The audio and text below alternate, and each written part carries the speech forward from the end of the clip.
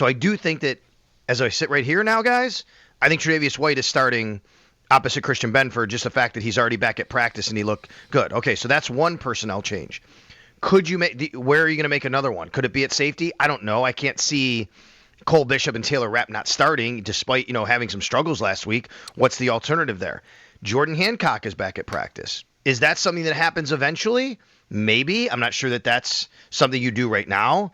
He's been practicing, but down the road, right? You do have Jordan Poyer, obviously, in the practice squad. I think that's a break glass in case of emergency. But there are things you have to look at. And then you look at the defensive line. Interestingly enough, they did sign another defensive lineman yesterday, Fedarian Mathis.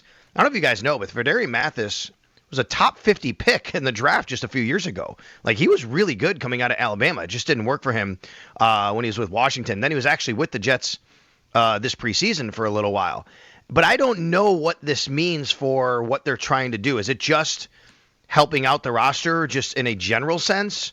Or do they have plans for Jordan Phillips or Zion Logue to be elevated so they need another guy in the practice squad? You know what I mean? Like, a lot of times that could be the case as well because maybe they feel they need a little bit more up front. So I do think that there's possibilities here from the changes to be made. One thing on the safety conversation, you said Poyer might be break class in case of emergency.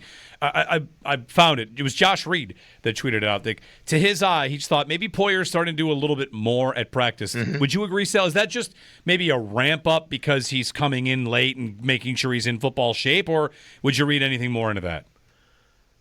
I wouldn't dismiss reading anything more into it after the way the guys played, the safeties played on Sunday. I think there's got to be an element of ramping him up for sure. I mean, he's still. He didn't have the training camp that everybody had. These guys had how much since July 23rd they were on the field. Jordan Poyer gets here in September, basically, right? Maybe end of August, whatever the date was. He gets here, and he's at the very end. So I don't doubt that there's a ramping up. I also wouldn't dismiss the fact that, hey, well, from what we saw, like we might have to put somebody there we can know that we can trust and know the system and see where that goes. So maybe there is a little bit more to that.